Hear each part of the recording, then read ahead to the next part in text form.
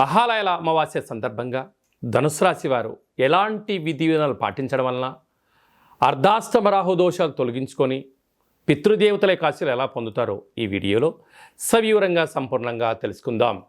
ధనుసు రాశిలో ఏ నక్షత్రాలు వస్తాయనగా మూలా నక్షత్రంలోని 4 పాదాలు, పూర్వాషాఢ నక్షత్రంలోని 4 పాదాలు, ఉత్తరాషాఢ నక్షత్రంలోని 1 పాదం కలిపితే ధనుసు రాశి అవ్వడం జరుగుతుంది.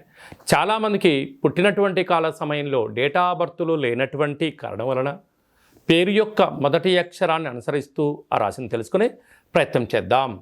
ఏ, యో, భా, బి, బు, ధా, బా, డా, బే అక్షరాల వారందరూ కూడా ధనుసు రాశి జాతకులే. ధనుసు రాశి యొక్క అధిపతి దేవగురు బృహస్పతి. అంటే గతించినటువంటి పెద్దవారందరికీ వారికి తృప్తికరమైనటువంటి ఆహార నైవేద్యాలను ఏర్పాటు చేసుకొని నల్ల నువ్వులు దర్భను వదిలేసి యథాశక్తిగా శనగపప్పుతో కూడుకున్నటువంటి భక్ష్యాలు కానీ, పాయసాలు కానీ, ఉండ్రాళ్ళు కానీ, పాయసం లాంటిది చేసి సునకపు మహారాజు గారికి అనక కుక్కకు ఏర్పాటు చేయడం, అలాగనే కాకులకు ప్రసాదాన్ని ఏర్పాటు చేయడం, బ్రాహ్మణులకు పసుపు రంగు వస్త్రాలను, తెలుపు రంగు వస్త్రాలను దానం చేయించడం, ప్రవహించే నీటిలో నవధాన్యాలను చల్లడం, గోవుకు శనగపప్పుతో కూడుకున్న పదార్థాన్ని ఆవుకు ఆహారంగా ఏర్పాటు చేయడం వలన పితృదేవతలు వారి రూపంలో, గోవు రూపంలో, బ్రాహ్మణుడు రూపంలో, కాకి రూపంలో, సునకపు మహారాజు రూపంలో సేవించడం వలన పెద్దవారి యొక్క ఆశీస్సుల చేత అనుకుంటున్న అన్ని పనులలో ధనుసు రాశి వారు విజయానికి సొంతం స్వాగతం పలకడానికి ఇది ఒక వేదిక అని చెప్పి గమనించాలి.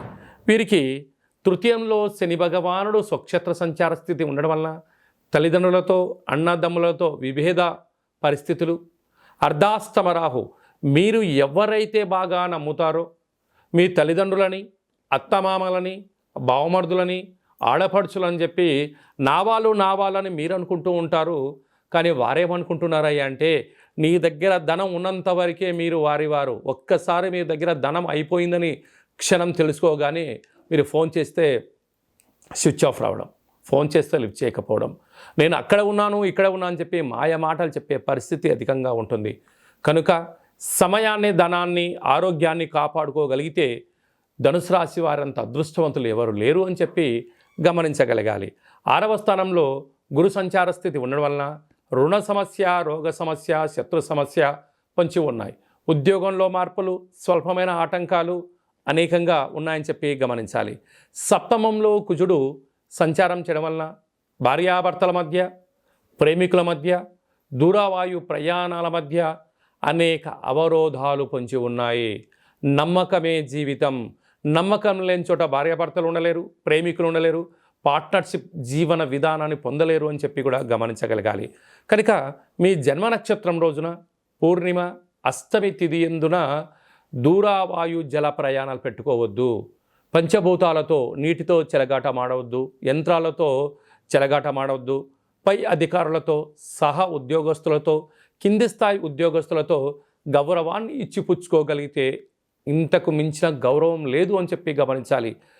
కింద స్థాయి వారు కదా అని చెప్పి నోరు జారారా, ఆ తదనంతమే మీ శత్రువులు మీరే తయారు చేసుకుంటున్నారు అని చెప్పి తస్మాత్ జాగ్రత్త ధనుసు రాశి జాతకులు అని చెప్పి జ్యోతిర్విజ్ఞానం తెలియచేస్తుంది.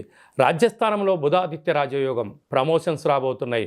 లాభస్థానంలో శుక్ర భగవానుడు, నూతన వాహనాలు, బంగారు ఆభరణాలు, క్రయ విక్రయాలు, ఆనందం, ఆధ్యాత్మికతం ధనుసు రాశి వారి సొంతం అని చెప్పి గమనించాలి. సాఫ్ట్వేర్ ఉద్యోగస్తులు, హార్డ్వేర్ ఉద్యోగస్తులు, జర్నలిస్టులు, యూట్యూబ్, వాట్సాప్, ఫేస్బుక్, క్రియేటివిటీ రంగాల్లో ఉండబడిన వారందరికీ నూతనమైన సినిమా అవకాశాలు, కొత్త పత్రికలలో అవకాశాలు రాబోతున్నాయి. కనుక వచ్చే అవకాశాన్ని, ప్రతి చిన్న విషయాన్ని కూడా జాగ్రత్తగా సమయాన్ని సద్వినియోగపరచుకోండి. ధనుసు రాశి వారి తిరుగులేనటువంటి విజయకేతనం ధనుసు రాశి వారి సొంతం అని చెప్పి గమనించాలి.